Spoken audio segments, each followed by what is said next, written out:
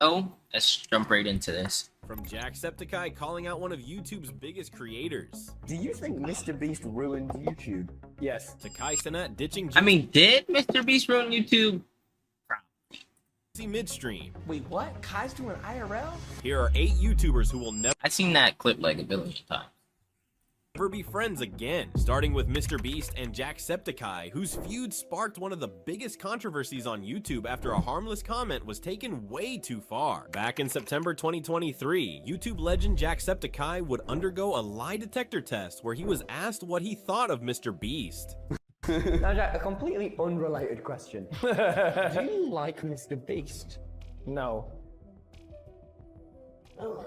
Jack. But Tommy Innit wasn't done just yet and opened up a whole new can of worms. Do you think Mr. Beast ruined YouTube? Yes. Now, in all honesty, Jack, why? Because it became more about views, money, and popularity than it did about having fun. Following this, the internet instantly started to side with Mr. Beast, saying things like, saying Mr. Beast has ruined YouTube is like saying Messi has ruined football. Jack looks salty and jealous, AF big L for Jack right here. And with tweets like these blowing up, it was only a matter of time before it caught Mr. Beast's attention, who then fired back at Jack in a now deleted tweet. So, I ruined YouTube because I didn't buy a mansion and sports cars and instead reinvested my dollars into making content and focused on doing good and inspiring kids to help people. This clip is insanely disrespectful in my opinion, and obviously there is so much I could say about his content, but I'll just take the Is this punches real? and be the bigger man. Following this, the internet began to turn You know on what? I'm on Mr. Beast's but the side. two rivals 'Cause would I- eventually 'cause- bury the hatchet, with Mr. Beast later confirming in a tweet that the beef was officially over. And not long after, Jack would reveal that Mr. Beast had personally invited him to compete in the Beast Games challenges. Was I invited to the Mr. Beast challenge? I was, yeah. He's invited me to a few things in the past. But just when it seemed like the drama had died down, the situation took an unexpected turn when Mr. Beast announced the launch of his $80 new AI thumbnail generator. There's a new What? way to make professional looking viral thumbnails with zero Photoshop experience. From creating custom results from any channel to literally being able to put your face on a thumbnail. Get exclusive Mortal What is he Kombat talking 2 about? wallpapers for your PC.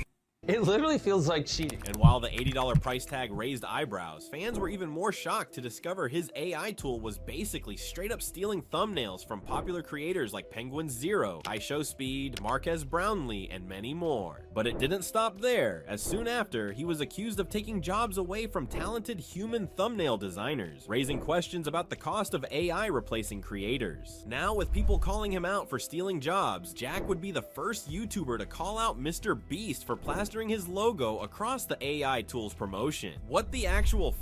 And he used my logo in the promotion for it too. I hate what this platform is turning into. AI. The tweet immediately blew up online, racking up over 24 million views and prompting reactions from fellow creators like DanTDM, who called the situation depressing. But just when it seemed like the controversy couldn't get any worse, people began digging up old tweets where Mr. Beast was caught accusing the biggest channel in Russia of stealing his thumbnails, ironically going directly against what his AI tool was encouraging. Now, with his hypocrisy exposed, the backlash was relentless, finally forcing Mr. Beast to apologize.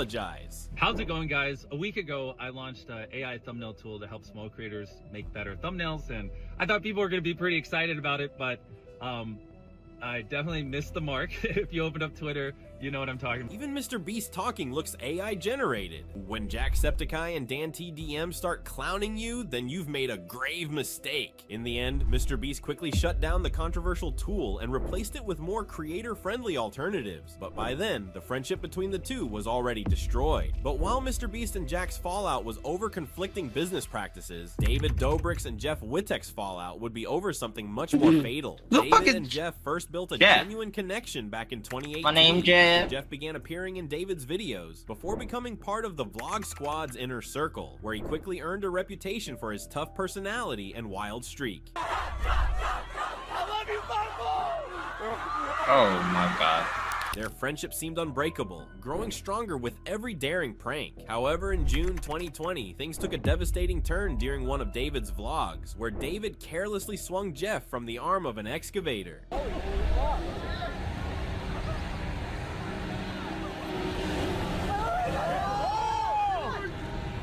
She hit. After the accident, Jeff was left with a broken foot and hip, torn ligaments in his knee, 9 different fractures in his skull, and worst of all, an eye injury that nearly cost him his sight. But as devastating as these injuries were, what made it even more heartbreaking was that instead of David offering any support, he immediately blamed Jeff for what happened. And he said that it was my fault. David blamed me for he insinuated that I was crazy, I always want to push it, and I'm the reason that this happened. And just as Jeff's world was crumbling while fighting through one painful surgery after another to save his eyesight, David shockingly ghosted him. Has David messaged you to see if you're okay? Nope, not a text or nothing. Not surprised, you know? It is what it is, but I'm done being fake friends with that And since David and Jeff always seemed like the ultimate duo, the backlash was severe, forcing David to release a 53-minute video attempting to defend himself. I was never up there like driving the thing wanting to hurt him or whatever it was. But his refusal to take responsibility for his actions, while insisting he was the real victim, only made things worse. Who would have imagined David was the biggest victim of David nearly killing someone? The amount of gaslighting in this video is truly amazing. 53 minutes of evidence that David Dobrik struggles with empathy. In the end, Jeff took matters into his own hands, filing a $10 million lawsuit against David in 2022. But unlike David and Jeff's situation, Kai and Jinxie's friendship would come to an end after a series of disrespectful behavior went too far. Both two of the biggest names on Twitch, Kai and Jinxie, first appeared in each other's streams back in November 2023, where their infectious energy had fans hooked from start to finish. Grenade out! Grenade out! I can kill my own teammate, what the f? Wait, that was me! I'm banged! I'm banged! I'm banged! I'm banged! Let's for the defuse. I'm banged! Their chemistry was undeniable, and it didn't take long for their bond to grow incredibly strong. But that all changed in July 2025, when AMP invited Jinxie to coach the group and run a Clash Royale training tournament. And despite Jinxie being put in charge, AMP barely acknowledged his presence, leaving him feeling overlooked and disrespected. Go to social, and then go to invite friend. It's a yellow button. Click that, and then you copy the anybody in the chat want him? About your account. What do you choose your player name. He's single. Anybody in the chat want him? So, anybody single in the chat? And while AMP's dismissal was openly rude and disrespectful, the situation only got worse when Kai suddenly made the switch to an IRL stream, abandoning Jinxie entirely. Let's go IRL, bro. Go IRL, bro. Let's go IRL, guys. And to make matters worse, Jinxie wasn't even informed about Kai's switch and only found out when his own chat told him. Wait, what? Kai's doing IRL? What? Fed up with the lack of respect and chaos unfolding in real time, Jinxie finally decided to leave the stream. All right, chat, I'm gonna go to the gym, bro. I don't even know what's going on.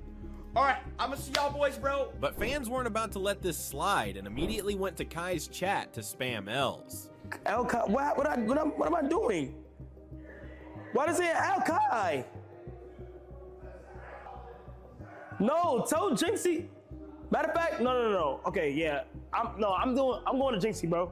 Tell Jinxie they have something playing IRL, but I'm about to do a one-on-one. Tell Jinxie I'll do the one-on-one with him. Seeing the chat erupt, Kai panicked, and rather than own up, he immediately tried to save face. I feel bad now because it's like the literally was waiting all day and posted a flyer and all types of You saying who give a bro? It's not about who gives a It's about like the time. It's a stream. You feel me? But this had no effect as the internet immediately took Jinxie's side. Jinxie didn't deserve that disrespect. He is really nice. This is why Jinxie sticks with Queso and Sketch. They are the real best friends that respect each other. But while Kai and Jinxie's friendship ended due to disrespect, Vanoss and Mini Lad's friendship would come to an end after Mini's disturbing secret came to light. Back in 2011, Vanoss would create the Vanoss Crew, consisting of other popular YouTubers such as H2O, Delirious, Wildcat, Nogla, Terrorizer, Mini Lad, and many more who became known for their high-energy multiplayer gameplay. Have y'all ever seen a man disappear before? Nope, and I don't intend to. Oh, the pig is here! Ninja, finish! But it wasn't just the games that hooked viewers, as their perfectly timed jokes and reactions quickly turned simple gaming sessions into non-stop funny moments. And before long, Vanas's channel exploded from around 1,000 subscribers in early 2012 to over 25 million. But over time, fans began to notice that Mini Lad, who frequently appeared with the crew, was no longer appearing in videos. And when fans tried to find out why, Mini Lad would throw subtle shade at Vanas during the live streams. I also have no idea. They're still playing Gmod? Damn. After all this time, they're still playing Gmod? I mean, they kicked me out of all their chats, so I have no idea what the hell they're doing, so... They're still...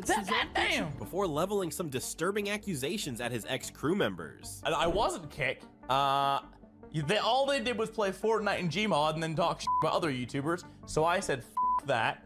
I broke away from that group. I'm doing my own thing. I've never felt better. My community's stronger than ever, I'm pulling more views than ever, and I'm personally a lot more happy as a human. The accusations caught viewers completely off guard, marking the very first signs of tension between Mini Lad and Vanas's gaming crew. And this growing tension reached a breaking point during a YouTube livestream when Terrorizer stepped in to confront Mini Lad and pushed back against his claims. Why not invite Mini? I'll tell you why. He doesn't play with us. He left. And then he decided on stream to badmouth myself and my friends. Well, mainly just my friends. And I didn't appreciate that. So, I don't play with the guy lately. Because he's going on his meme streams talking shit about us. It's not cool. But just as fans were processing the crew tension, a much darker revelation came to light. As on August 16th, 2020, a woman called Haley released a video calling out Mini Lad for his inappropriate behavior while she was underage. I was manipulated and completely used by Mini Lad. I was 16, 17, just a young girl with her own problems who felt responsible for another person's life because I was scared. I was scared, and he knew that. He took advantage of that, and I'm ashamed. I'm really ashamed. This video shocked fans, but it wasn't the first time Mini Lad's behavior had been called into question, as earlier a woman named Ash had shared a series of inappropriate texts from him, forcing Mini to confront the accusations head on. Now I think is the correct time to sit down and make a video addressing it. The first thing that I wanted to talk about with these allegations is I've never physically met them before, nor have I physically abused anybody across the board. I want to make people aware of that because those are serious allegations and I wanted to put those rumors to bed. But despite this, the internet was not buying it, leading Mini Lad to eventually release an apology video 6 months later. I want to apologize for the things that I've done. The reality is I was being selfish. I wasn't thinking about repercussions. I wasn't thinking about anything. I was just being stupid, and I really want to apologize for that. However, the damage had already been done. He only apologized because he got caught. Mini Lad liked showing his Mini Lad to Mini Lads, and now his career is finished. What? Since then, Mini Lad would attempt to make a comeback, but Mini Lad like showing his Mini Lad to many lads? Immediately backfired. He eventually disappeared from YouTube and has yet to return. 4 million subscribers? I got robbed. Probably a kid said, "Hey, you leaked my willy." But while the Vanas crew and Mini Lad fell out due to serious allegations and growing internal tension, young Philly and Chunks would fall out after an arrest exposed something truly disturbing. Before their friendship turned sour, Philly and Chunks were some of the most recognizable names in the British scene, attracting millions of views largely because their chemistry felt real. You know what time it is?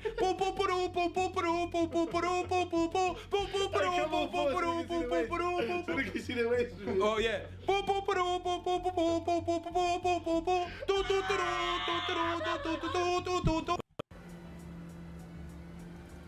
Yo, what's up, bro?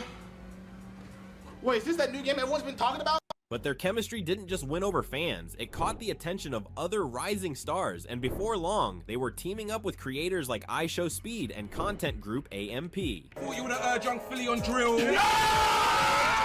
And with their future looking brighter than ever, it seemed nothing could tear them apart until a shocking controversy during Philly's 2025 Australian tour brought everything to a screeching halt. And a popular musician and YouTuber from the UK known as Young Philly has been extradited from Queensland to WA, accused of serious assault allegations following an incident in Perth. And within days, Philly was arrested and brought before a judge who granted him bail under strict conditions and ordered him to remain in the state. However, the gravity of the situation didn't become clear until he was charged with 4 counts of sexual penetration without consent, 3 counts of assault occasioning bodily harm, and 1 count of impeding breathing by applying pressure to the neck. Following this, the consequences came fast, where his podcast with Chunks was pulled, Sidemen removed their 20 versus 1 video featuring him, and his clothing line with Perplex was taken down. Now with the scandal dominating headlines and his career unraveling, fans were desperate for answers and turned to the one person they thought could offer more insight. Whilst I understand many of you want my reaction on it,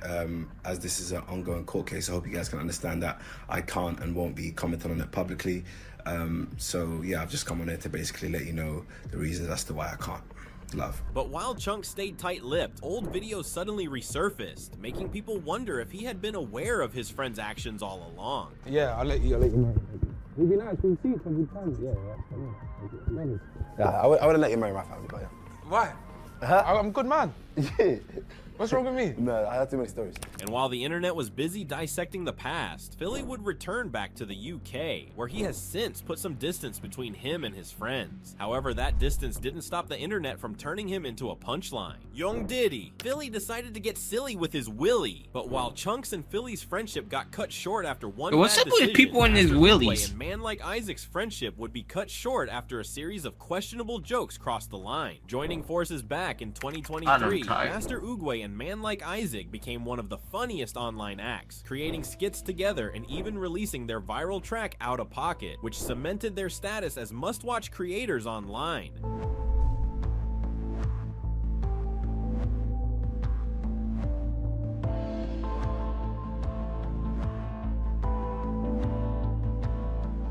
Their chemistry was undeniable, turning simple skits into moments people couldn't stop sharing. And at first, their humor was edgy but playful. But over time, Uguay started leaning into racial jokes that began to make some fans uncomfortable. Hey guys, I've been learning a new language lately. It's Korean. And today I've learned many words. The favorite word I learned today was you, which translates to ni. And in 2021, Uguay would take things too far after releasing a highly controversial song to YouTube. Adolf Hitler is my put the barrel on his head and pull the trigger. Following this, the backlash was instant, as within hours, the song was pulled from the internet and Uguay was banned from YouTube. And while he faced the platform's hammer, Isaac wasn't spared either. And with fans and critics questioning his role in the controversy, Isaac wouldn't stay silent, revealing that he tried to stop Uguay before it blew up. And I personally told him, bro, I don't think you should release it. But then again, you guys know how he is. He doesn't give a shit. So I tried to prevent it from happening. Clearly it didn't work. I saw a lot of comments saying, oh, Man Like Isaac gave him the pass. No, I didn't. I did not, bro. No, not for this song anyway. I didn't. Not long after, Uguay appeared on a podcast with YouTuber WestJet, where he was asked point blank if he felt like Isaac had betrayed him. A lot of people were saying that your friend, Man Like Isaac, backstabbed you. Would you agree with that statement or not? Because it felt like he was sort of like making videos talking about your controversy and telling you like not to release the song and stuff, kind of like trying to distance himself. That's a juicy question. Yeah. Holy yeah, so it is the wise thing to do. Like, if someone's literally getting deplatformed, not being by his side is the wise thing to do if you want to save yourself. Fuck are you gonna be by his side after you make that fucking song? So hey, if you chose to do it, sure, I respect that. At the end of the day, I would also do the thing that would save me. But the conversation didn't end there, as a few days later, Isaac took to his own channel, posting the text messages he'd exchanged with Uguay and clearing his name once and for all. He messages me on a random afternoon, yo Isaac, I got a new song. I'm gonna call it Austrian Painter is my acquaintance. Now, look at what I said. I instantly said in the text message, I was like, you're crazy. Just keep all of these ideas in your phone for now. Don't upload that. I don't want you getting perma banned. You've built a legacy. Don't let them take it away from you. And then he said, check out how this app helped me buy whatever I want in my favorite game. Unlimited money makes it so you can get what you want from the game, right? I need to clear up my name. It's the truth. He knows it's the truth. I don't know why he didn't say that on the podcast. But yeah, I haven't snaked anyone. If anything, I tried to protect him. But he's a grown man and he's allowed to make his decisions. Sadly, this is the repercussions of his decisions. And if he listened to me, he would still have a channel right now. The GOAT duo is over. I will miss that duo so much. As of 2026, the two are no longer actively working together and have not been seen publicly, much like Neon and Jack Doherty, whose friendship ended after a messy public feud. Back in 2023, Neon would be seen hanging out at Jack Doherty's content house in Miami, where they first connected through streaming. This is gonna be my first ever party. There's like, I think like 50 downstairs. We got a lot of 50 trees downstairs, sorry. Chat! And what started as a casual partnership soon took a turn for the worse, as during a bare knuckle fighting championship event, the two would physically clash in front of fans, turning what had once been a working relationship into a full-blown feud. What do you get out of that, bro? I didn't what is your boy? What do you get out of that, bro? Get out of my face. Get out of that.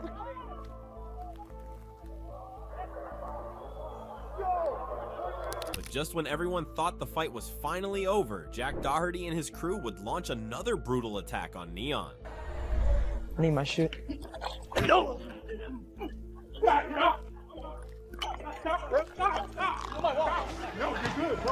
But while Jack thought the chaos of that night was behind him, this was just the beginning, as Neon not long after publicly accused Jack of this.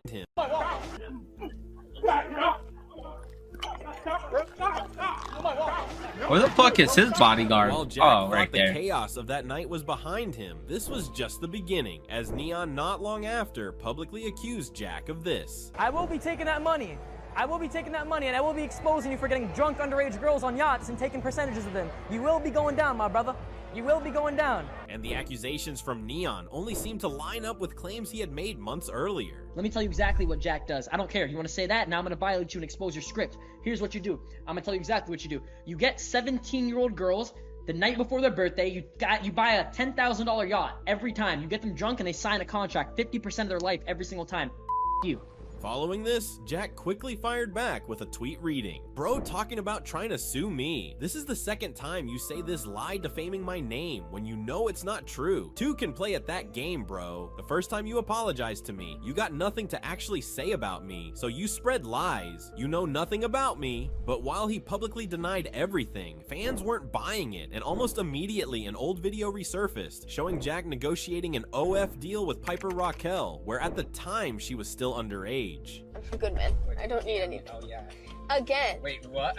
Again. And in response to this new evidence, Jack tried to justify his actions. I hate that I even have to explain myself on it, but I'm younger than basically every girl I have signed except for like one. But as you'd expect, no one was buying what he was selling. It's so disgusting how OF is being promoted to kids by these people. He's not a supervillain. He's like an annoying mosquito that you can't swat. Since then, their friendship has deteriorated significantly, and although they were recently spotted, it's clear that the closeness they once shared is long gone. But while Neon and Jack's friendship fell apart after their public confrontation, Dream and Tommy Innett's feud would destroy any attempt of reconciliation. But I thought they Back did in them Dream 2019, them would fucking invite Tommy speed to runs join and the shit. Dream SMP, and once Tommy joined, the two instantly hit it off. Add me to call. All right, let's add Dream. Let's be reasonable, Sam. Now let's be reasonable, men. All right, here. All right. Because at the moment we don't need. Dream, why did you kill me and steal my stuff, Dream? You have me, Dream. And their friendship only grew over the years, with countless streams, collaborations, and behind-the-scenes moments that fans couldn't get enough of. And while all seemed well, it wasn't until December 2024 that the separation between the two would begin, as during an episode of Tommy's show, Shut Up, I'm Talking, Tommy would be asked to reveal the worst YouTuber he met in 2024. Oh, the worst person I met award. Oh, for me, it's so easy. Go on, Ms. Giff. Forcing Misgift to hit back a few days later. When I was talking to Tommy Innit, he was probably one of the most insufferable people that I've ever talked to in my life. When I was sitting there waiting for Masayoshi to pop up, Tommy Innit is just standing there like a complete prick and looking like such a jack. I'm trying to just sit there and wait for Masayoshi. I say hello to him, and he gives me the rudest stare you could ever imagine. This instantly stirred controversy within the community, and it wasn't long before another creator, XQC, weighed in. Okay. Well, these guys are all cringe, sorry. But while this opinion only added fuel to the fire, things took a darker turn when Dream waded into the drama, posting a picture that shockingly targeted Tommy Innett's fans with a highly offensive slur, leading Tommy to instantly respond on the matter. Let's just dive right in, shall we? Let's talk about you calling all my fans the arse slur. You can't throw around the R slur, mate. You just can't. My mum worked with adults with disabilities, and since I was 12, I volunteered with her. These are real, amazing people who I think of like family, who actually get called this slur. And you do not just throw it around. It's impossibly immature and reckless and sets such a precedent to everyone. Shame on you, man. Realizing the damage he'd caused, Dream issued a public apology. I posted a meme on Twitter that used the R word, and I shouldn't have done that. I'm sorry, genuinely. I think it's important to acknowledge right off the bat that that's not right. That's not how you should behave. I shouldn't have done it. Resulting in the internet slagging off the drama. This has to be the most dumbest drama I've seen. The middle schoolers will be talking about this one for decades. Ultimately, Tommy Innit and Dream's friendship collapsed, and despite their previous relationship, the tension never fully resolved, leaving their once close bond completely broken. In the end, these YouTube feuds show how quickly the closest friendships can crumble when controversy, ego, or miscommunication takes over. And just like a feud can define a creator's story, a YouTube intro can do the exact same thing. Click the video on screen now to see the most loved versus most hated YouTuber intros. I'm fucking tired.